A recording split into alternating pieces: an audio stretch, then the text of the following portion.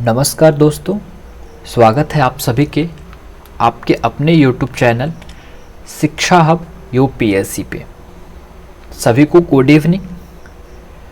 मुझे उम्मीद है कि आप अपने प्रिपरेशन को अच्छे ढंग से कर रहे होंगे। आप अपने सिलेबस को, अपने बेसिक को एकदम अच्छे ढंग से तैयार कर रहे होंगे, क्योंकि आपको मालूम है कि आप जहाँ चलने के लिए सोच लिए हैं वहाँ की जर्नी जो है 6 मंथ 2 मंथ पढ़ करके हम पूरा नहीं कर सकते हैं।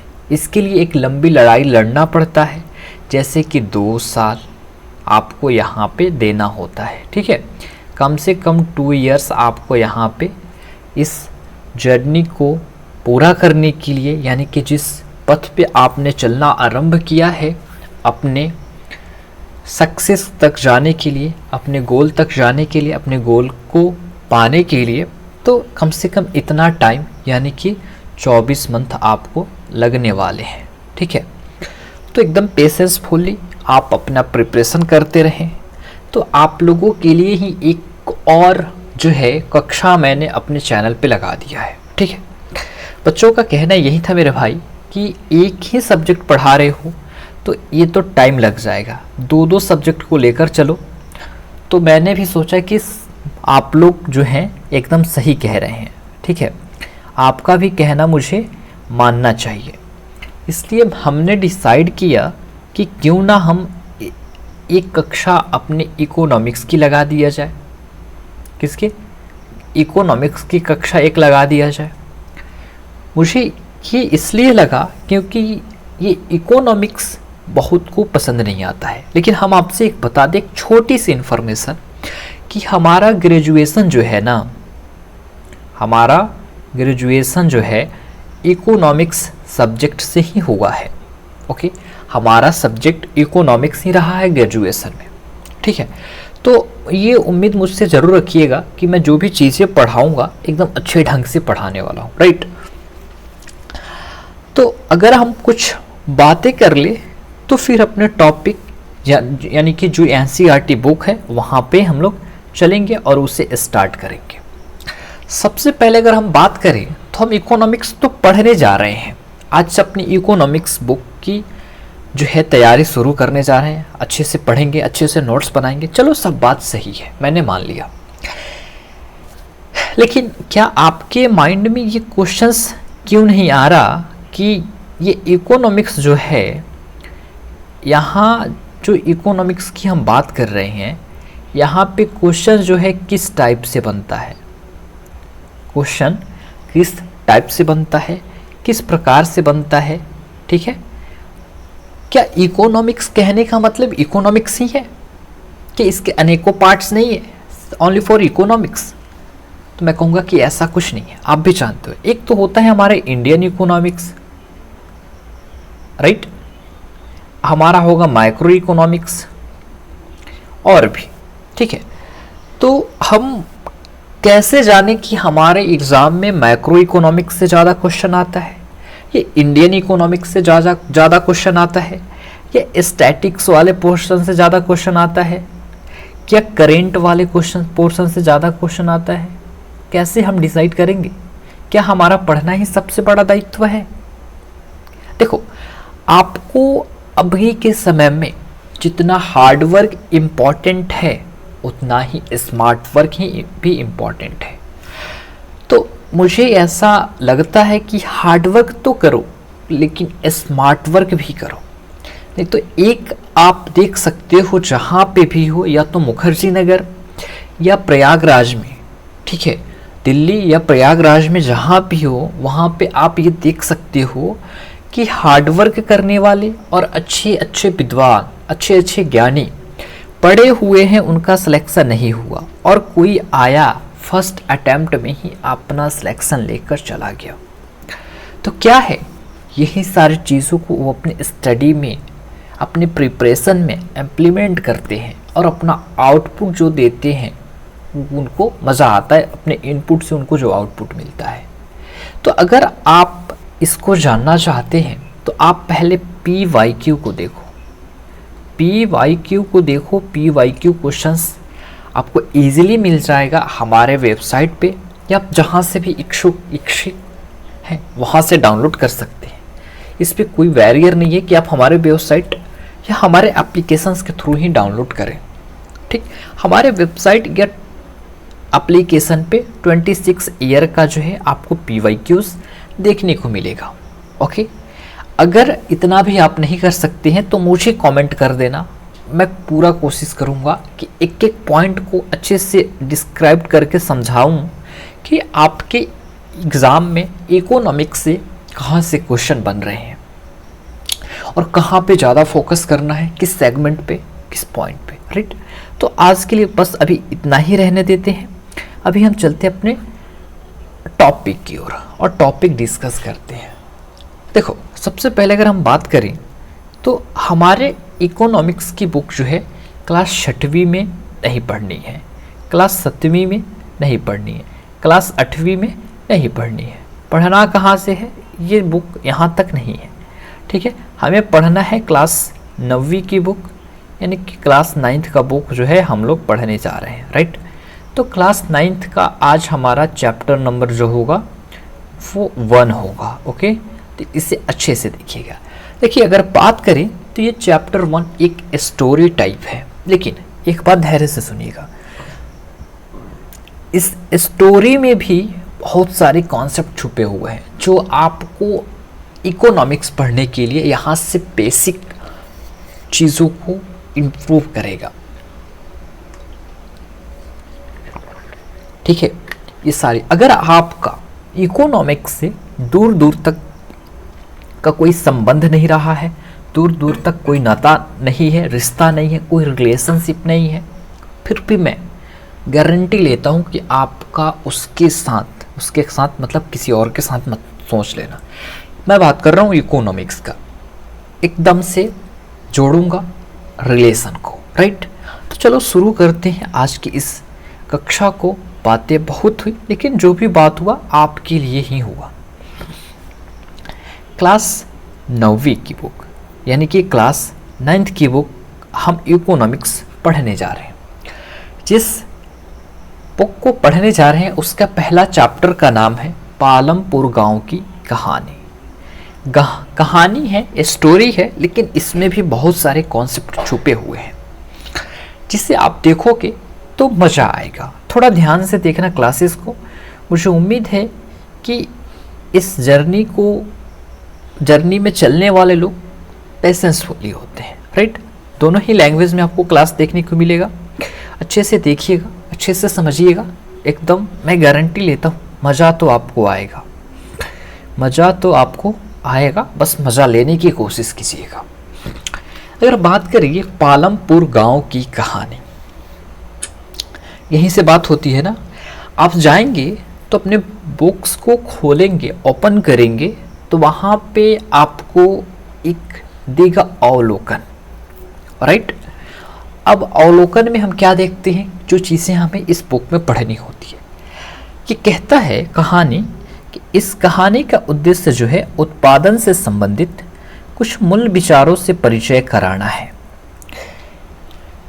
ये जो स्टोरी है, the purpose of story is to introduce some basic ideas related to production and we are doing so through the story of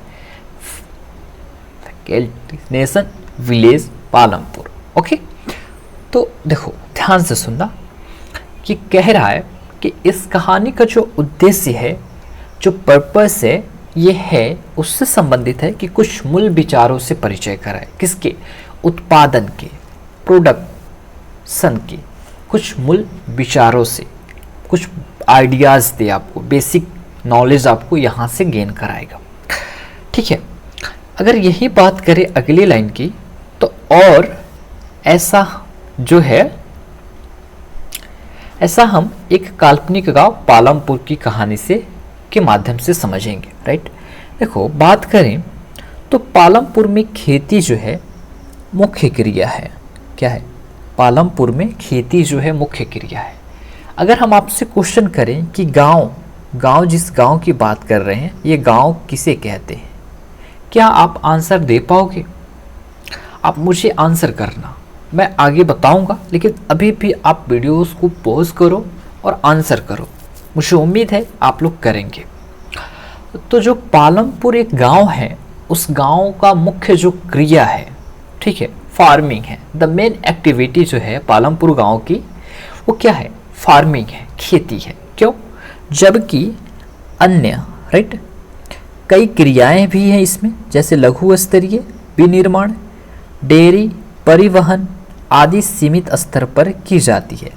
ये जो चीज़ें जो हैं, जो खेती के अलावा एक सीमित स्तर पे ही किया जाता है। ठीक है, समझिएगा मेरे बात को तो ज़्यादा समझ में आएगा, ध्यान से सुनेंगे तो।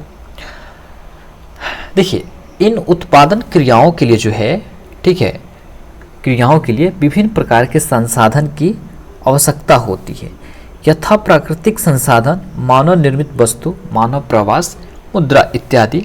ये इसके लिए आवश्यक चीज़ें होती है।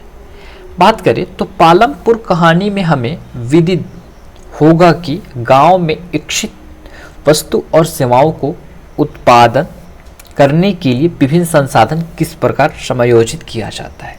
यानी कि आप इस पालमपुर गांव की कहानी से ये समझेंगे कि आपको गांव में किसी भी कार्य को करने के लिए, ठीक है, वस्तु और सेवाओं को उत्पादित करने के लिए, सर्विसेज एंड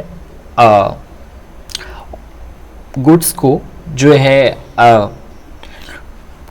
उत्पादन करने के लिए, प्रोडक्शन करने के लिए कैसे जो है आपको संसाधन को मतलब संयोजित करना पड़ेगा, इकट्ठा करना पड़ेगा, ये आपको पालमपुर गांव की कहानी से देखने को मिलेगा। राइट, मुझे उम्मीद है कि इसको आप अच्छे से समझ रहे होंगे। देखिए, अगर आपको लग रहा है कि ये चैप्टर बोरिंग है तो आप स्किप कर सकते हैं, लेकिन क्या मिलेगा अगर आप इसे 1.5 घंटे या 2 घंटे दे करके पढ़ लेते हो तो कुछ तो नॉलेज प्राप्त करोगे, नहीं तो फिर क्या मिलेगा? कुछ नहीं।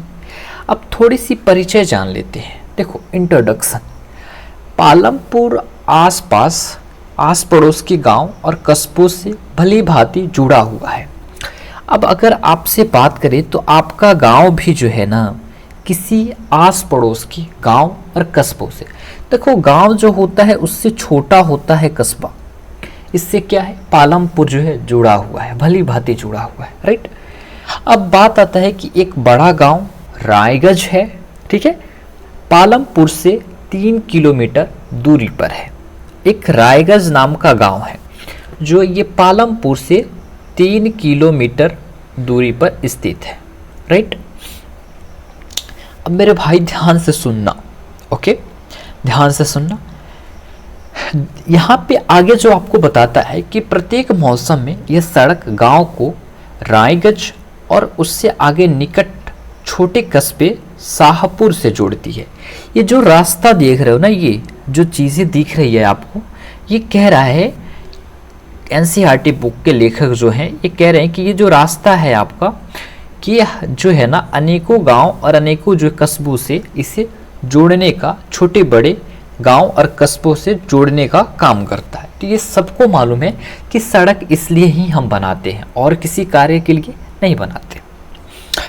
देखो, अगर बात करें तो इस सड़क पर गुड़ और अन्य वस्तुओं से लदी हुई बैलगाड़ी, भैंस गाड़ी से लेकर के अन्य कई तरीके के वाहने, मोटरसाइकिल, जीप, ट्रैक्टर और ट्रक तक देखे जा सकते हैं। यानी कि ये जो सड़क है, इस सड़क पे जो है गुड़, यानी कि गुड़ समझ रहे हो ना, गुड़ खाए होगे ना, मुझे उम्मीद है खाए होगे, भरी हुई बैलगाड़ी, ट्रैक्टर, जीप, ट्रक, ये सारी चीज़ें देखने को मिलती है।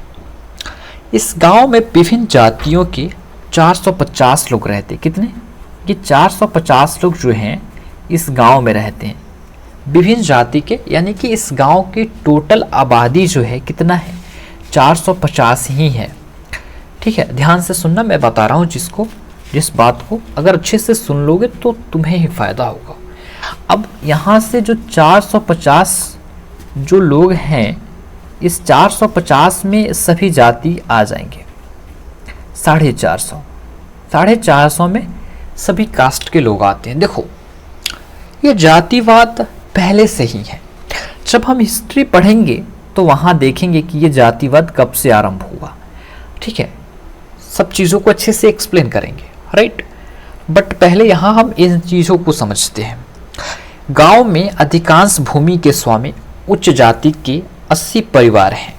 ध्यान से सुनना इस लाइन को। जो गांव है उसमें अधिकांश भूमि जो है, भूमि के जो स्वामी हैं उच्च जाति के 80 परिवार के हैं। अब देखो इस 50 गो में बात करें, इस 50 गो में जो है, ध्यान से देखना, एक मिनट, ये थोड़ा बड़ा हो जाए तो फिर अच्छा रहेगा। ओके, इस 50 गो में जो है, ठीक है, 80 परिवार ऐसा है, इस 50 गो में 80 परिवार ऐसा है कि भूमि जो है खेती करने के लिए जो भूमि बनाया गया है उसमें से 80 परिवार एक ये लोग ऐसे हैं जो सबसे ज़्यादा, ध्यान से देखिएगा, सबसे ज़्यादा भूमि जो है इन्हीं लोगों के पास ही है, ठीक है, इन्हीं लोगों के पास है, ये 80 परिवार के पास ही है। सबसे ज़्यादा भूमि का स्वामी यानी कि सबसे ज़्यादा जमीन इन्हीं के पास है, जो उच्च जाति के हैं। अब उच्च जाति में कौन कौन लोग आएंगे वो आप भी जानते हो, आप डिसाइड कर लेना। मैं जातिवाद में नहीं पढ़ता, बट वो मैं मेंशन है भाई, पढ़ाना पड़ेगा, बताना पड़ेगा, राइट। अब भाई देखो, उनके मकान जिनमें से कुछ बहुत बड़े हैं, ईंट और सीमेंट के बने हुए हैं, ठीक है, ये 80 लोगों की बात है, ओके। अगर फिर हम आगे की बात करें तो अनुसूचित जाति, जिसे दलित कहते हैं, कि लोगों की संख्या गांव की कुल संख्या का 1/3 है और वे गांव के अन्य एक कोने में काफ़ी छोटे घरों में रहते हैं, जिसमें से कुछ मिट्टी और फूस के बने हैं। अधिकांश के घरों में बिजली है और खेतों में भी नलकूप बिजली से ही चलता है। कि 450 लोगों में अधिकांश के घर में बिजली का जो है यहाँ पे कनेक्शन है। किसका? बिजली का जो है, मुझे आता नहीं है ड्रॉ करने, बस मैं कर दे रहा हूँ आप लोगों के लिए। बिजली का कनेक्शन है और बिजली अच्छे से चला रहे हैं, और बिजली के माध्यम से ही नलकूप से जो है, नलकूप है और वहाँ से पानी जो है अपने खेतों में पटाते हैं अपने फसल के लिए, राइट। ये आपका क्या कह रहा है, परिचय करा रहा है एक गांव से, फिर आगे इसमें विस्तार करेगा आपका, ठीक है। इसका उपयोग विभिन्न प्रकार के छोटे कार्यों के लिए भी किया जाता था। किसका? नलकूप का। पालमपुर में 2 प्राथमिक विद्यालय, प्राथमिक समझते हो ना, प्राइमरी विद्यालय 2 हैं। कितने? 2 प्राइमरी विद्यालय हैं और एक जो है आपका हाई स्कूल है, ठीक है। 2 प्राइमरी और एक हाई स्कूल है। बात करें तो गांव में एक राजकीय प्राथमिक स्वास्थ्य केंद्र है और एक निजी औषधालय भी है। यानी कि एक राजकीय प्राथमिक स्वास्थ्य केंद्र और एक निजी यानी कि प्राइवेट हॉस्पिटल, जहां रोगियों का उपचार किया जाता है, ठीक है। एक काल्पनिक गांव पालमपुर की कहानी हमें किसी भी गांव के विभिन्न प्रकार की उत्पादन संबंधी गति के बारे में भी बता रहा है। अन्य उत्पादन गतियों में जिन्हें गैर कृषि क्रिया कहा जाता है, जैसे लघु विनिर्माण, परिवहन, दुकानदारी आदि शामिल होते हैं। हम उत्पादन के बारे में कुछ सामान्य बातें जानने के बाद इन दोनों प्रकार की क्रियाओं पर विचार करेंगे। अगर हम देखें तो यहाँ पे मेरे भाई कि ये जो गांव है, ये गांव के पास सारी सुख सुविधा परिपूर्ण है, पर्याप्त मात्रा में यहाँ पे जो है आपको चीज़ें देखने को मिल रही है। स्वास्थ्य संबंधी भी, हेल्थ संबंधी हॉस्पिटल भी है। एजुकेशन के मामले में भी अच्छा है, 2 प्राइमरी स्कूल, एक हाई स्कूल है। अच्छी बिजली है, अच्छी लाइट की सुविधा है, नलकूप की सुविधा है। तो ये हम मानेंगे कि अच्छा चल रहा है यहाँ इस गांव के जीवन, एकदम बेहतर है, बढ़िया है। मुझे उम्मीद है कि जो गांव वाले बच्चे होंगे थोड़ा अपने से जोड़ रहे होंगे कि मेरा भी गांव कुछ ऐसा ही है जो एकदम मज़ा दे रहा है। चलिए आइए आगे की कहानी की ओर बढ़ते हैं और देखते हैं चीज़ों को। आगे हम देखेंगे उत्पादन का संगठन। उत्पादन का संगठन उत्पादन का उद्देश्य जो है ऐसी वस्तु और सेवाओं, ठीक है, उत्पादित करना है जिनकी हमें आवश्यकता है। वस्तु और सेवाओं के उत्पादन के लिए 4 चीजें आवश्यक है। समझ रहे हैं ना मेरे बात को? इसके लिए क्या है? 4 चीजों की आवश्यकता है। अब देखो, अब हम बात करें तो वो 4 चीजें क्या है, आपको ये जानना होगा ना कि आखिर वो 4 चीजों की जो हम लोग बातें कर रहे हैं वो 4 चीजें क्या हैं, राइट? तो अगर आप जानने की कोशिश करेंगे तो चलिए आगे देखते हैं। देखिए, ये सारी चीजें नॉलेज की बात है और इसे नहीं जानेंगे तो क्या जानिएगा, बताइए? इसी को तो जानना है, इसी को तो पढ़ना है। देखो, ये जो 4 चीजें हम अभी डिस्कस करने जा रहे हैं, इन 4 चीजों को ही हम क्या कहते हैं?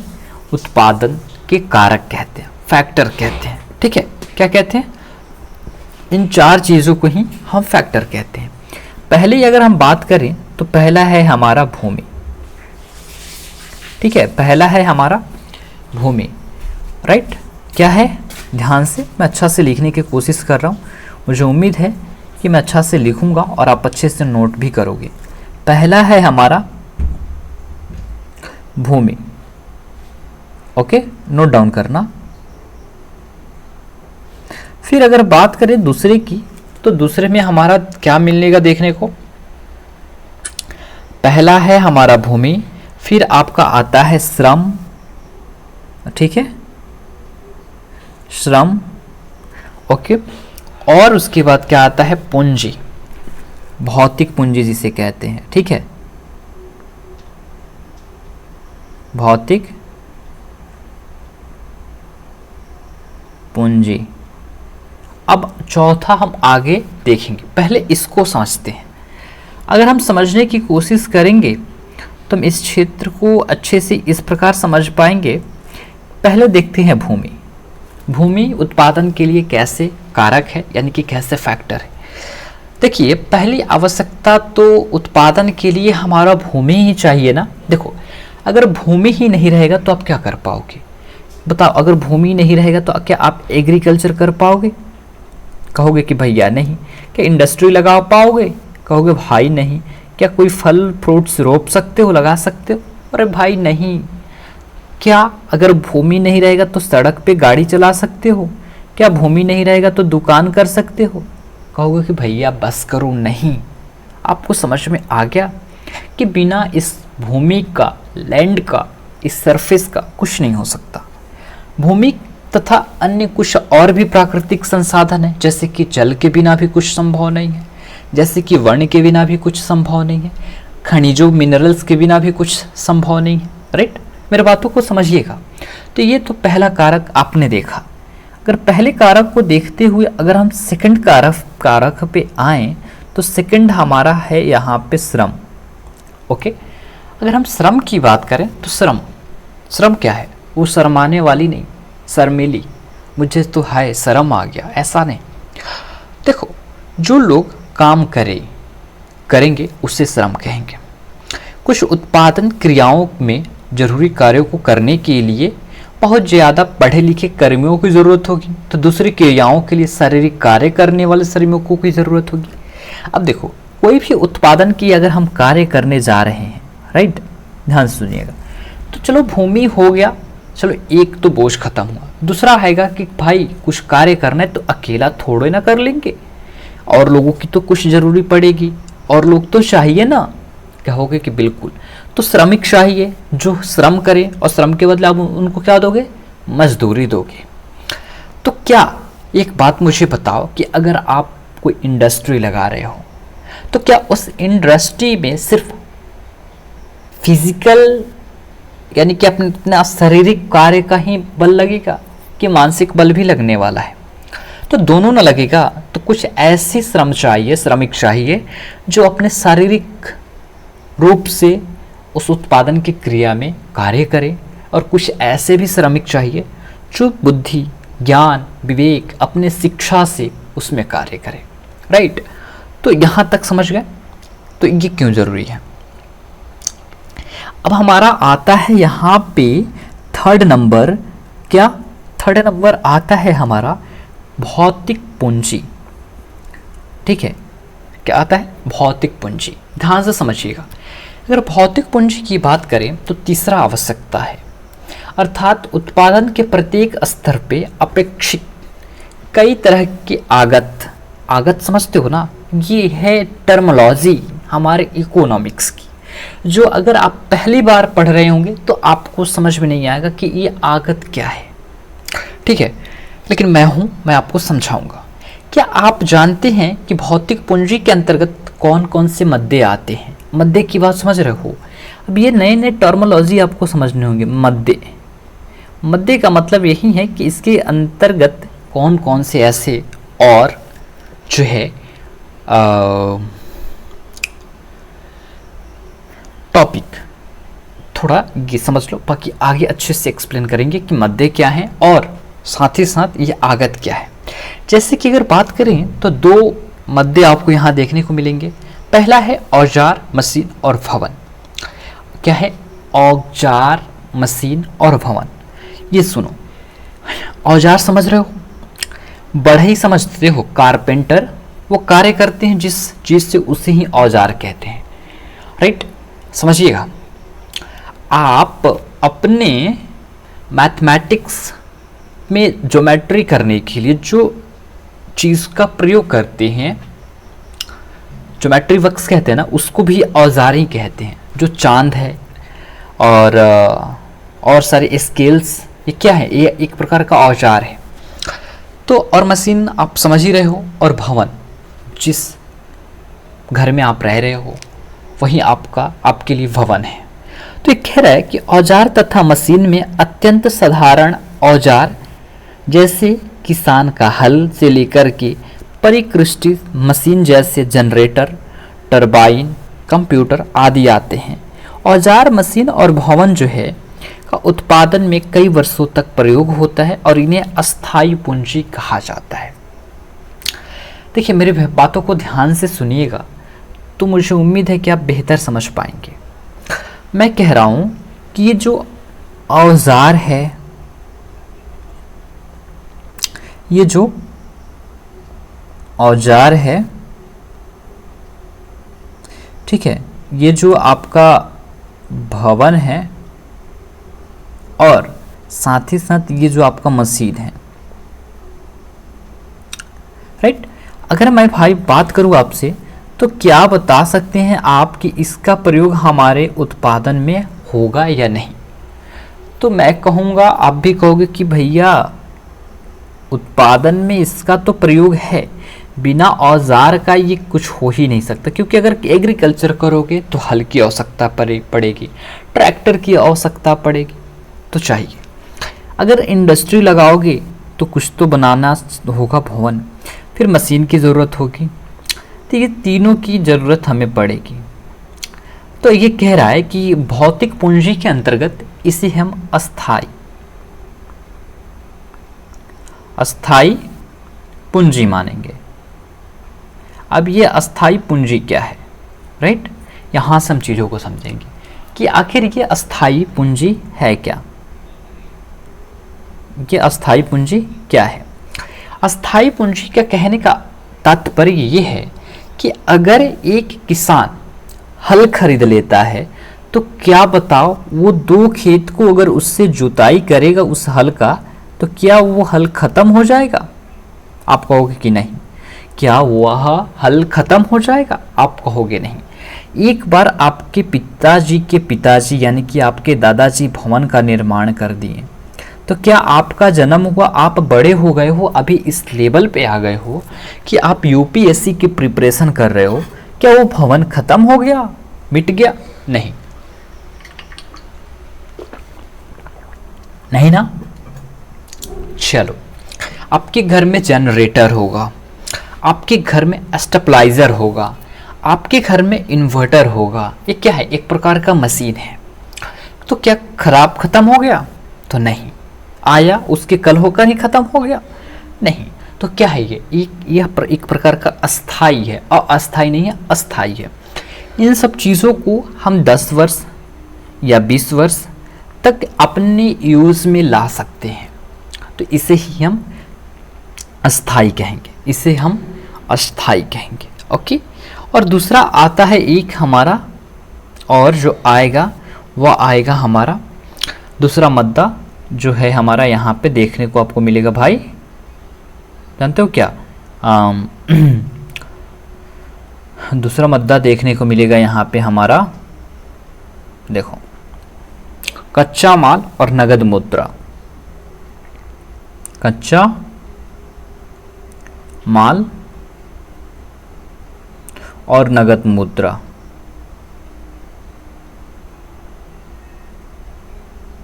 ठीक है, नोट डाउन करना। अब ये क्या है भाई? सेकंड मुद्दा, ये हम बता रहे हैं भौतिक पूंजी के अंतर्गत। देखो, उत्पादन में जो है कई प्रकार के कच्चे माल की आवश्यकता होती है, ये आप भी जानते हो, कच्चे माल की आवश्यकता होती है। अब देखो, ये चीज़ों से आप परिचित नहीं है इस वर्ड से, लेकिन कुछ दिन पढ़ो, इससे रूबरू हो जाओगे। भैया जब इश्क मोहब्बत करते हो तो क्या उसको आप पहले से जानते हो? नहीं ना, जब होने लगता है तो अच्छा लगता है, सब जानने की इच्छा करती है ना।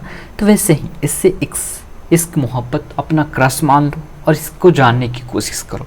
फिर देखो, आपको कभी भी कहीं भी किसी भी क्षण फेल्योर का सामना नहीं करना पड़ेगा। होती है जैसे कि बुनकर द्वारा प्रयोग किए जाने वाला सूत और कुम्हारों द्वारा प्रयोग में लाई जाने वाली मिट्टी, ये क्या है? कच्चा माल है। उत्पादन के दौरान जो है भुगतान करने तथा जरूरत माल खरीदने के लिए कुछ पैसों की भी जरूरत होती है, जिसे नगद मुद्रा कहते हैं। ठीक है, कच्चा माल तथा नगद पैसों को कार्यशील पूंजी भी कहते हैं। कच्चा माल या नगद मुद्रा को कार्यशील पूंजी, इसको अस्थाई नहीं कहेंगे, इसे कहेंगे हम कार्यशील कहेंगे। किसे, इसको क्या कहेंगे? इसे हम क्या कहेंगे? कार्यशील कहेंगे। ठीक है, इसे हम क्या कहेंगे? कार्यशील कहेंगे। रुक जाओ, थोड़ा सा चेंज कर लें कलर, तब मज़ा आएगा यार। हाँ, कार्यशील कहेंगे, कार्यशील पूंजी कहेंगे। अब ये कार्यशील पूंजी क्यों है? देखो, नगद मुद्रा जो है इसको आप रखोगे इसलिए कि मुझे कोई सामान लेना हो, सामान के साथ साथ जो मजदूर मजदूरी कर रहे हैं, जो श्रमिक श्रम कर रहे हैं, उनको देना होगा। तो ये कार्यशील रहेगा, कार्यरत रहेगा, इसको बैठने का चैन नहीं है, इसको बैठने का फुर्सत नहीं है, तो इसे हम कार्यशील कहते हैं। ठीक है, और अंतिम और लास्ट जो हमारा है चौथा, जिसकी हम बातें करने जा रहे हैं, वह है हमारा आपको स्वयं जो है उपभोग हेतु या बाजार में बिक्री हेतु उत्पादन करने के लिए भूमि, श्रम और भौतिक पूंजी को एक साथ करने योग्य बनाने के लिए ज्ञान और उद्यम की आवश्यकता पड़ेगी। आजकल इसे मानव पूंजी कहते हैं। ठीक है, मानव पूंजी जो है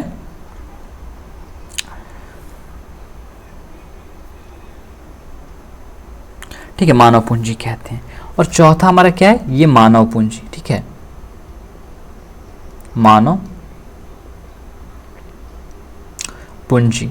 ये मानव पूंजी क्यों? क्योंकि देखो, आपने जो तीन चीजें ऊपर देखा उसको संयोजित करने के लिए किसकी जरूरत पड़ेगी? इस मानव की। अगर ये नहीं है तो इसके बिना वो तीनों के तीनों जो है अधूरे हैं, उनका कोई महत्व नहीं है, उनका कोई इम्पोर्टेंस नहीं है। ठीक है, तो मानव के बिना, मानव ही सबसे अंतिम और सबसे बड़ा और सबसे महत्वपूर्ण संसाधन है। समझ रहे ना मेरे बात को? मुझे उम्मीद है कि आप इस बातों को समझ रहे होंगे। देखिए, तो ये इसके कारक होते हैं। पालमपुर की जो है कहानी को पढ़ने के क्रम में आपको ये तीन प्रकार के कारकों के बारे में और अधिक सीखेंगे और समझेंगे। अब पालमपुर की खेती के बारे में कुछ देखते हैं। ठीक है, चलिए पहले देखते हैं कि हमारे स्लाइड में क्या कुछ ऐसी है चीज़ें। अच्छा, ये है, इसको देखेंगे। उससे पहले हम पहले पालमपुर की कुछ खेती के बारे में देखते हैं। क्या देखते हैं? पालमपुर की खेती, पालमपुर की खेती के बारे में।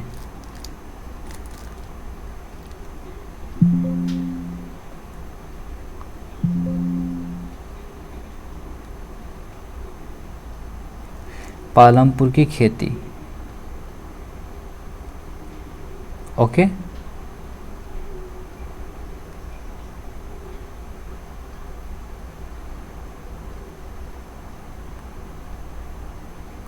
ठीक है। पालमपुर की खेती, सॉरी की नहीं, में, पालमपुर में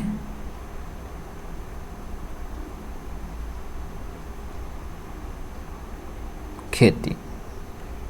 अब देखिएगा इन चीज़ों को, मैं उम्मीद करूंगा कि मैं अच्छे से नहीं लिख पा रहा हूं, लेकिन मैं इतना तो लिख पा रहा हूं कि जितना आप देख सको।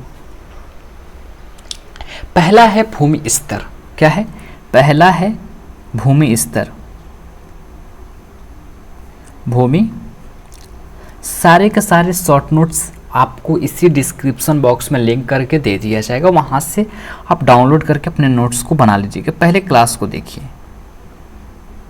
स्तर है, पहला है कि भूमि स्तर है।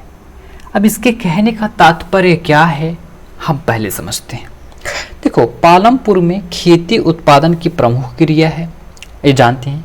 काम करने वाले में 25% लोग अपनी जीविका के लिए खेती पर निर्भर हैं।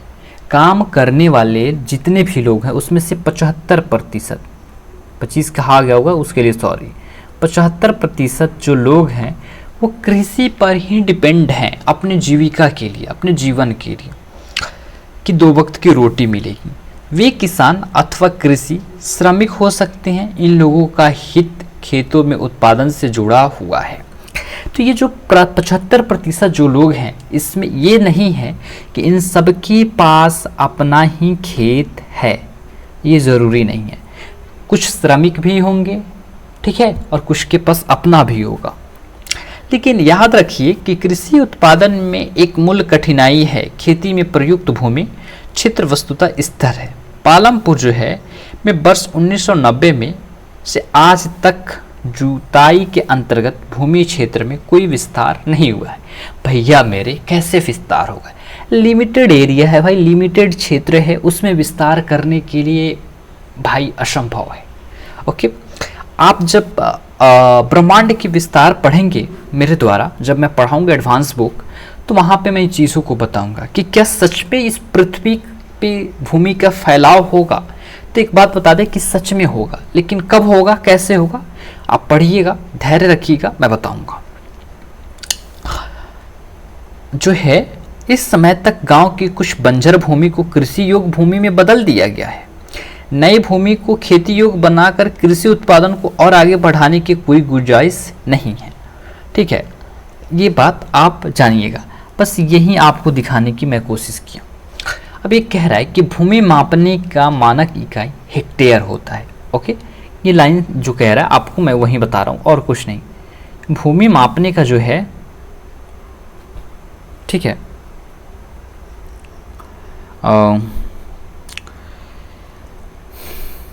चलिए थोड़ा सा धैर्य रखेंगे। हाँ, भूमि मापने का इकाई जो है हेक्टेयर है। यद्यपि गांव में भूमि का मापन बीघा, गुंठा आदि जैसे कई इकाइयों में भी किया जाता है। एक हेक्टेयर 100 मीटर के भुजा वर्ग वाले क्षेत्रफल के बराबर होता है। क्या आप एक हेक्टेयर के मैदान के क्षेत्र की तुलना, इसे छोड़िए, बस ये बताने का कोशिश किया, आप जान जाइए। और इसमें कुछ भी नहीं है जो आपको समझ में ना आए। ठीक है, थोड़ा सा वेट करेंगे, मैं जस्ट गया, यूँ आ गया। ओके,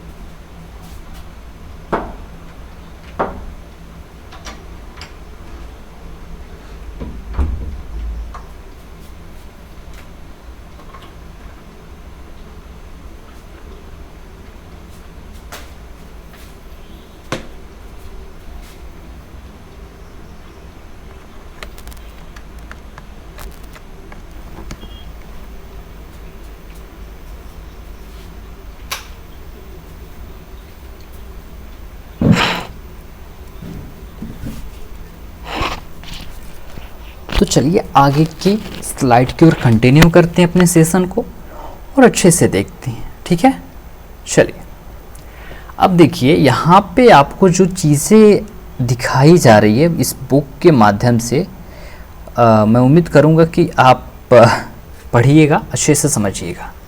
ये कह रहा है कि जिस प्रकार की फसल पैदा की जाती है और जैसी सुविधा उपलब्ध है, उन्हें देखते हुए पालमपुर उत्तर प्रदेश के पश्चिम भाग के गांव की तरह लगता है। इस गांव की कहानी में कहा बताया जा रहा है कि जिस प्रकार का फसल पैदा हो रहा है इस गांव में और जैसी सुविधा यहाँ पे उपलब्ध है, इसको देखते हुए ऐसा लग रहा है कि ये जो गांव है उत्तर प्रदेश के पश्चिमी भाग में जो गांव रहता है उसके तरह लग रहा है। पालमपुर में समस्त भूमि पर खेती की जाती है, समस्त भूमि पर कोई भूमि बेकार नहीं छोड़ी जाती है। बरसात के मौसम में खरीफ मौसम में किसान ज्वार और बाजरा उगाते हैं। इन पौधों को पशुआहार के चारे के लिए प्रयोग में लाया जाता है। इसके बाद अक्टूबर और दिसंबर के बीच आलू की खेती होती है। सर्दी में मौसम में खेतों में गेहूं उगाया जाता है। उत्पादित गेहूं में से परिवार के खेतों के लिए रखकर शेष गेहूं किसान रायगंज के मंडी में बेच देते हैं। भूमि के एक भाग में गन्ने की खेती भी की जाती है, जिसकी वर्ष में एक बार कटाई होती है। अब सुनिए, ये जो मैं फटाफट जो रीड करते चला गया, अब अच्छे से समझाऊंगा कि ये हम पढ़ क्यों रहे हैं, क्या बता रहा है हमें। देखो भाई, ये हम देख रहे हैं सेकंड। पहले टाइप में हम लोगों ने देखा कि क्या जो है भूमि स्थिर है। अब हम सेकंड टाइप में देख रहे हैं कि क्या उसी भूमि से अधिक पैदावार करने के लिए कोई तरीका है। जब भूमि स्थिर है, भूमि में विस्तार नहीं हो सकता, तो चलो ठीक है, हमने मान लिया। तो यहाँ पे हम देख रहे हैं कि जितना ही भूमि है उसमें कोई अधिक पैदावार करने के लिए कोई तरीका हम अपना सकें, कोई ऐसा तरीका हो जिससे हम अधिक पैदावार कर सकें। तो यहाँ पे आपको बताया जा रहा है कि किसान जो है अपने हर एक मौसम में अलग अलग प्रकार की खेती करें, और खेती के साथ साथ अगर खेती जब करेंगे अलग अलग मौसम में अलग अलग प्रकार की खेती, तो अधिक पैदावार तो ऐसे ही होगा। तो ये तरीका यहाँ पे किसान को सजेस्ट किया जा रहा है। गन्ना अपने कच्चे रूप में या गुड़ के रूप में शाहपुर के व्यापारियों से बेच दिया जाता है। तो इस प्रकार से अधिक पैदावार होता है उतना ही भूमि में जितना भूमि पालमपुर गांव के पास है। अब कह रहा है कि पालमपुर में एक वर्ष में किसान 3 अलग अलग फसलें इसलिए पैदा करते हैं क्योंकि वहाँ सिंचाई की सुविधा जो है व्यवस्था है अच्छी है। पालमपुर में बिजली जल्दी आ गई थी। इसका मुख्य प्रभाव यह पड़ा कि सिंचाई की पद्धति भी बदल गई। तब तक किसान कुआं से राहट द्वारा पानी निकाल कर छोटे छोटे खेतों में सिंचाई करते थे। लोगों ने देखा कि बिजली से चलने वाली नलकूप से ज़्यादा प्रभावकारी ढंग से अधिक क्षेत्र में जो है आगे चलते हैं, आगे चीज़ों को देखते हैं। अधिक क्षेत्र में एक वर्ष में किसी भी भूमि पर एक से ज़्यादा फसल पैदा करने को बहु फसल प्रणाली कहते हैं। ठीक है, अगर एक ही वर्ष में किसी भूमि पर एक से ज़्यादा फसल पैदा किया जाता है, एक से ज़्यादा फसल उगाया जाता है, तो उसे बहुविध फसल प्रणाली कहते हैं। वेरी इंपॉर्टेंट है, आप नोट डाउन कर लेना। यह भूमि के किसी एक टुकड़े में उपज बढ़ाने की सबसे सामान्य प्रणाली है। ठीक है, ये सबसे सामान्य प्रणाली है कौन? बहुविधि फसल। पालमपुर में सभी किसान कम से कम 2 मुख्य फसल पैदा करते हैं। कम से कम 2 मुख्य फसल जरूर पैदा करेंगे। कई किसान पिछले 15-20 वर्षों से 3 फसल के रूप में आलू पैदा कर रहे हैं। तीसरे फसल के रूप में आलू, नहीं तो गन्ना, बाजरा और गेहूं जो है ये रोपते थे, उगाते थे। ठीक है, चलो अब इसको देखो, ये क्या है? आधुनिक कृषि के तरीके, बीज, रासायनिक उर्वरक इत्यादि। राइट। ठीक है। ओके, अब देखो अगर कहें तो यहां से समझ पाओगे आप कि आप पालमपुर में पैदा की जाने वाली फसलों के बारे में पढ़ चुके हैं, ठीक है। तो यहाँ पे कुछ आपको एनसीईआरटी क्रियाकलाप दे रही है, इसलिए मैंने उसे स्किप कर दिया, ठीक है। मैं उसे स्किप इसलिए कर दिया कि वो इम्पॉर्टेंट नहीं है आपके लिए। देखो 1960 बात कर रहे हैं हम 1960 की, ओके। बात कब कर रहे हैं हम? बात कर रहे हैं 1960 की, ठीक है। 1960 की बात हम करने जा रहे हैं, ध्यान से सुनिएगा कि दशक के मध्य तक खेती में पारंपरिक यानी कि ट्रेडिशनल बीज सीड्स का प्रयोग किया जाता था। परंपरागत तरीके से कृषि पद्धति को अपनाया जाता था। बीजों को भी बोया जाता है जो हमारे पुरखा मतलब पूर्वजों ने बोया है, ठीक है। वो बीज इस बार बो दिया गया, फिर उसमें से उबाल करके अगले साल के लिए रख दिया जाएगा, फिर इसमें से अगले साल के लिए। तो कुछ ये मेथड जो है चलता था, ठीक है। लेकिन जिनका उपज जो है अपेक्षाकृत कम होता था, तो भाई कम होगा ही, उसमें कुछ रासायनिक चीज़ें देना ही नहीं पड़ता था, तो ये दिक्कत है। किसान जो है देखिए परंपरागत बीजों को कम सिंचाई की आवश्यकता होती थी, लेकिन ये बात सही है उसके लिए कम सिंचाई देना होता था, उसके लिए कीटनाशक दवाइयाँ नहीं छींटनी होती थी, उसके लिए उर्वरक की कोई ज़रूरत नहीं होता था। समझ रहे हैं ना मेरी बात को? कम पैदावार होता था। किसान उर्वरक के रूप में गाय का गोबर देते थे, ये रासायनिक चीज़ें नहीं देते थे। दूसरी प्राकृतिक खाद का प्रयोग करते थे। ये सब किसानों के पास तत्काल ही उपलब्ध थे, उन्होंने इनको खरीदना नहीं पड़ता था। तो कैसे खरीदना पड़ेगा? गैया वैया पोसे होते होंगे। लेकिन 1960 के दशक के अंत में, मध्य के बाद अंत में एक रेवोल्यूशन होता है जिसे कहते हैं ग्रीन यानी कि हरित क्रांति ने भारतीय किसानों को अधिक उपज वाले बीज HIV के द्वारा गेहूं और चावल की खेती करने के तरीके सिखाए। परंपरागत बीजों की तुलना में HIV बीजों से अधिक पौधे, एक से अधिक पौधे ज्यादा है, ठीक है। मात्रा में अनाज पैदा होने की आशा थी, ठीक है। इसका परिणाम स्वरूप जमीन के उसी टुकड़े में पहले की अपेक्षा कहीं अधिक अनाज की मात्रा पैदा होने लगी। अब जब ट्रेडिशनल मेथड को छोड़ दिया गया, ये सारी चीज़ों को अपनाया गया, तो वहीं पे उतना ही खेतों में अधिक जो है आपको चीज़ों को मतलब अधिक पैदावार देखने को मिला, ठीक है। अधिक पैदावार आपको देखने को वहाँ पे मिलता है। समझिएगा बात को। अब देखिए अगर हम बात करें भाई, तो अति उपज प्रजाति वाले बीजों से अधिकतम उपज पाने जाने के लिए बहुत ज़्यादा पानी और रासायनिक खाद और कीटनाशकों की ज़रूरत थी। अधिक उपज केवल अति उपज प्रजाति वाले बीज, सिंचाई, रासायनिक उर्वरक और कीटनाशकों आदि का संयोजक से ही संबंध है। देखो ट्रेडिशनल मेथड वाले जो बीज था उसको ख़त्म किया गया, तो इस बीज को जब डाला गया तो पानी की अधिक ज़रूरत थी, तो सिंचाई अधिक मात्रा में चाहिए, रासायनिक पदार्थों की ज़रूरत थी, तो इन सब चीज़ों से ही अधिक पैदावार होता था।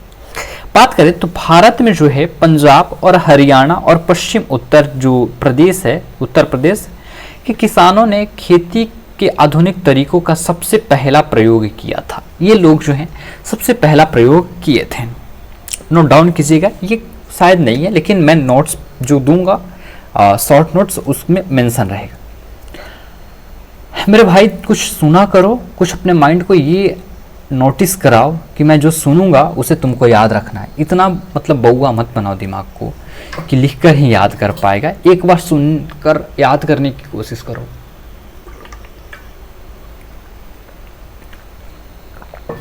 ठीक है। अब देखो अगर हम बात करें तो पालमपुर में जो है परंपरागत बीजों से गेहूं का उपज जो होता था 1300 किलोग्राम होता था प्रति हेक्टेयर थी, और ये चाहे बीजों से 3200 हो गया। ठीक है, इस प्रकार से जो है इसका जो है बढ़ाव देखने को आपको मिला है। अगर हम यहीं पे थर्ड पॉइंट की बात करें, किसकी, इसमें पालमपुर गांव की खेती में थर्ड नंबर जो पॉइंट है उस पे बात करें तो क्या हम देखेंगे, उस पे अगर हम बात करें थर्ड नंबर वाले पे तो क्या देखेंगे हम देखेंगे कि क्या भूमि यह धारण कर पाएगी क्या। तो भूमि एक प्राकृतिक संसाधन है, आप जानते हैं नेचुरल रिसोर्स है, अतः इसका सावधानी पूर्वक प्रयोग करने की ज़रूरत है हमें। बाल बिल्कुल सही है। वैज्ञानिक रिपोर्टों से संकेत मिला है कि आपका यहाँ पे खेती के आधुनिक कृषि विधियों ने प्राकृतिक संसाधन आधार का अति उपयोग किया है। अनेक क्षेत्रों में हरित क्रांति के कारण उर्वरकों के अधिक प्रयोग से मिट्टी का उर्वरता कम हो गई है। राइट, एकदम सही बात है। ठीक है, एकदम सही बात है कि ज़्यादा रसायन देने से, कीटनाशक चीज़ों को देने से उर्वरता कम आ गई है पृथ्वी के अंदर। इसके अतिरिक्त नलकूपों से सिंचाई के कारण भूमि जल के सतत प्रयोग से भौम जल स्तर कम हो गया है। ठीक है, मिट्टी की उर्वरता और भौम जल जैसे पर्यावरणीय संसाधन कई वर्षों में बनते हैं। बिल्कुल सही है। कई बार नष्ट होने के बाद उन्हें पुनर्जीवित करना बहुत कठिन होता है। कृषि का भावी विकास सुनिश्चित करने के लिए हमें पर्यावरण का देखभाल करना चाहिए। ये आपका एनसीईआरटी जो है भैया मेरे कह रहा है, मैं नहीं कह रहा हूँ, ये आपके एनसीईआरटी महोदय जी ही कह रहे हैं। भैया ध्यान से सुनना ये चीज़ों को कि ये आगे क्या कह रहा है। कह रहा है कि रासायनिक उर्वरक ऐसे खनिज देते हैं जो पानी में घुल जाते हैं। ठीक है, ठीक है, जो पानी में क्या होते हैं, घुल जाते हैं और पौधों को तुरंत उपलब्ध हो जाते हैं, लेकिन मिट्टी उन्हें लंबे समय तक धारण नहीं कर सकती है। वे मिट्टी से निकलकर भौम जल, नदियों और तालाबों को प्रदूषित करते हैं। रासायनिक उर्वरक मिट्टी में उपस्थित जीवाणुओं और सूक्ष्म आयनों को नष्ट करता है। एकदम राइट है, राइट बातें कह रही है एनसीईआरटी आपको। इसका अर्थ यह है कि उनका प्रयोग के कुछ समय पश्चात मिट्टी पहले की तुलना में कम उपज रह जाएगी। एकदम बात सही है, एकदम ये बात मैं मानूंगा 100% सही है, सही कहा जा रहा है, सही बोला जा रहा है। देश में रासायनिक खाद का सबसे अधिक प्रयोग पंजाब में हुआ है। रासायनिक खाद में निरंतर प्रयोग से मिट्टी की गुणवत्ता को कम कर दिया है। तो ये चीज़ें आप जान गए हैं। अब देखो, ये है पालमपुर गांव में कृषि भूमि का वितरण, खेतों का वितरण है। ये 2 पार्ट में है, देखना इस पार्ट की कहानी कुछ अलग है, इस पार्ट की कहानी कुछ अलग है। ठीक है, अगर आप समझ रहे हैं तो हम आगे की ओर बढ़ेंगे और आगे की ओर बढ़ने के बाद आगे की चीज़ों को देखते हैं। ठीक है, अब हम यहाँ से क्या देखते हैं, हम अब यहाँ से देखेंगे, इन चीज़ों को अच्छे से समझेंगे, अच्छे से देखेंगे। भैया हमारे चौथा नंबर पॉइंट को नोट डाउन करना, चौथा नंबर पॉइंट नोट डाउन करना और चौथे नंबर पॉइंट को अच्छे से समझने की कोशिश करना। चौथा नंबर पॉइंट कह रहा है कि चौथा नंबर पॉइंट हम यहाँ डिस्कस कर रहे हैं पालमपुर में खेती की। पालमपुर के किसानों में भूमि किस प्रकार वितरित है। तो आपने यह ज्ञान जान लिया होगा कि खेती के लिए भूमि कितना महत्वपूर्ण है। दुर्भाग्यवश खेती के काम में लगे सभी लोगों के पास खेती के लिए पर्याप्त भूमि नहीं है। पालमपुर के 450 परिवारों में लगभग 1/3 अर्थात 150 परिवार के पास, जो 450 परिवार हैं उसमें से 150 परिवारों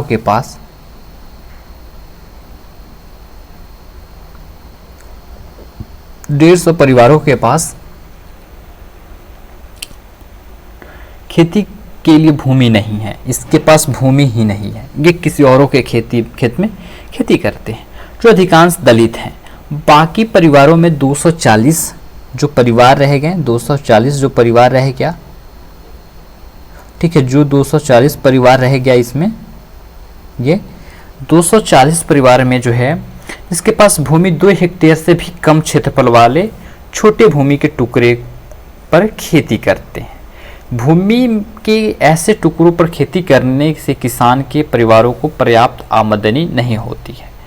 ठीक है, तो आप इस चित्र में देख रहे होंगे बिखरा हुआ है, कैसे छोटे छोटे टुकड़ों को देख सकते हैं। इन छोटे किसान खेती करते हैं। दूसरी ओर गांव के आधे से ज़्यादा क्षेत्र काफ़ी बड़े आकार के प्लॉट हैं, जो पालमपुर के मझोले और बड़े किसान के 60 परिवार और जो 2 हेक्टेयर से अधिक भूमि पर खेती करते हैं। कुछ बड़े किसान के पास 10 हेक्टेयर या इससे अधिक भूमि जो है आपको देखने को मिलता है।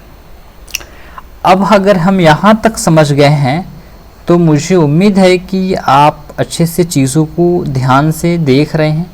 अब आते हैं इस पिक्चर पे। ये है हमारा चौथा और ये है हमारा 5वां पॉइंट।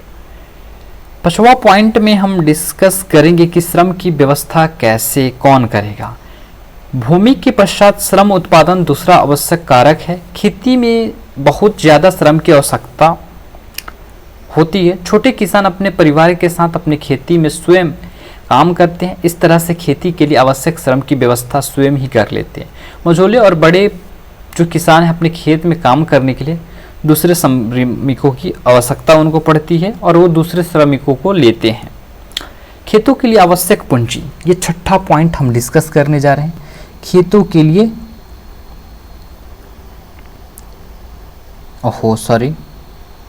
खेतों के लिए आवश्यक पूंजी। भाई पूंजी भी तो चाहिए खेती करने के लिए, ऐसे ही खेती थोड़ी ना हो जाएगा। तो खेती, अब देखो आप पहले ही देख चुके हैं कि खेती के आधुनिक तरीकों के लिए बहुत अधिक पूंजी की आवश्यकता होती है। अतः किसानों को पहले की अपेक्षा ज़्यादा पैसा चाहिए। अधिकांश छोटे किसानों को पूंजी की व्यवस्था करने के लिए पैसा उधार लेना पड़ता है। ये बात आपने भी अपने गाँवों में देखे होंगे कि उधार लेना पड़ता है, कर्जा लेना पड़ता है कर्जदारों से। ओके, अब वे बड़े किसान से या गांव के साहूकार से या खेती के लिए विभिन्न आगतों की पूर्ति करने के लिए व्यापारियों से कर्जा लेते हैं। ऐसे कर्ज पर ब्याज की दर बहुत ऊंची होती है। कर्ज चुकाने के लिए उन्हें बहुत कष्ट सहने पड़ते हैं। ठीक है, बहुत कष्ट सहना पड़ता है, ये आप भी जानते हैं। छोटे किसान के विपरीत मझोले और बड़े किसान को खेती से बचत होती है। इस तरह की आवश्यक पूंजी की व्यवस्था कर लेते हैं। किसान को बचत कैसे होती है आप समझ पा रहे होंगे। अब नेक्स्ट हमारा 7 नंबर जो है, मुझे उम्मीद है कि आप समझ रहे होंगे अच्छे से। औद्योगिक कृषि उत्पादों की बिक्री। ठीक है, और इसमें मुझे कुछ नहीं लगता कि आपको ज़्यादा विशेष चीज़ें हैं जो मैं डिस्कस कर रहा हूँ आपको। अगर हम आगे की ओर बढ़ें तो हम अब देखेंगे तो बुक में हमें दिखेगा कि गैर कृषि क्रिया को बारे में अब बताएगा। पालमपुर में गैर कृषि क्रिया पालमपुर में। ठीक है, अब पालमपुर में गैर कृषि क्रिया को देखने के लिए पहला हमारा पॉइंट यहीं से जो है स्टार्ट हो रहा है कि डेयरी नोट डाउन कर लेना या आप इंस्टॉल कर लो ऐप को या वेबसाइट पे जाकर के आप आराम से इसका PDF डाउनलोड कर सकते हो इस बुक की। पालमपुर के कई परिवारों में डेयरी एक प्रचलित क्रिया है। लोग अपनी भैंस को कई तरह की घास और बरसात के मौसम में उगाने वाली ज्वार और बजरा खिलाते हैं। दूध को निकट के बड़े गांव रायगंज में बेच देते हैं। शाहपुर शहर के 2 व्यापारियों ने रायगंज के दूध संग्रह एवं शीलन केंद्र खोले हुए हैं, जहां दूध दूर दराज के शहरों से कस्बों से भेजा जाता है। तो ये कुछ है पालमपुर में लघु स्तरीय विनिर्माण का एक उदाहरण। ये 2nd नंबर हमारा। ठीक है, देखो इस समय पालमपुर में 50 से कम लोग जो है 50 से कम लोग जो है विनिर्माण यानी कि लघु जो निर्माण कार्यों में लगे हैं। शहरों और कस्बों में बड़ी फैक्ट्रियों में होने वाले निर्माण के विपरीत पालमपुर के विनिर्माण में बहुत सरल उत्पादन विधियों का प्रयोग होता है और उसे छोटे पैमाने पर किया जाता है। ठीक है, तो ये आपको बताने का कोशिश किया कि छोटे पैमाने पर किया जाता है। तो अगर हम बात करें तो इसकी समरी की, तो समरी यही बताने की कोशिश किया है कि गांव में खेती मुख्य क्रिया है। पिछले कई वर्षों की विधियों में कई महत्वपूर्ण परिवर्तन भी हुआ है, देखने को मिला है। साथ ही साथ इसकी वजह से किसान उतनी ही भूमि से अधिक फसल पैदा करने लगे हैं। यह एक महत्वपूर्ण उपलब्धि है क्योंकि भूमि अस्थायी तथा दुर्बल है। उत्पादन को बढ़ाने के लिए भूमि और अन्य प्राकृतिक संसाधनों पर बहुत अधिक दबाव भी दिया गया है। ठीक है, तो मुझे उम्मीद है कि आप चीज़ों को अच्छे से समझे हैं। ठीक है, समझने के साथ साथ आपने अपना नोट्स भी बनाया होगा। अगर नोट्स नहीं बनाए होंगे तो आप इजीली हमारे प्ले स्टोर से जाकर के शॉर्ट नोट्स डाउनलोड कर सकते हैं, अच्छे से देख सकते हैं और एकदम आनंद उठा सकते हैं। ठीक है, मैं उम्मीद करूँगा कि आज की क्लासेस आपको अच्छी लगी होगी तो प्लीज़ कमेंट करके मुझे ज़रूर बताइएगा और एक प्यारा सा लाइक अपने भाई के लिए ज़रूर करना, इतनी मेहनत के लिए। तो आज के लिए बस इतना ही रहने देते हैं, फिर मिलेंगे हम लोग कल नए लेक्चर के साथ, नए कॉन्सेप्ट के साथ, नए टॉपिक के साथ। तब तक के लिए आज के लिए इतना ही and thank you. Jai Hind and love you baba dear student and take care. Okay.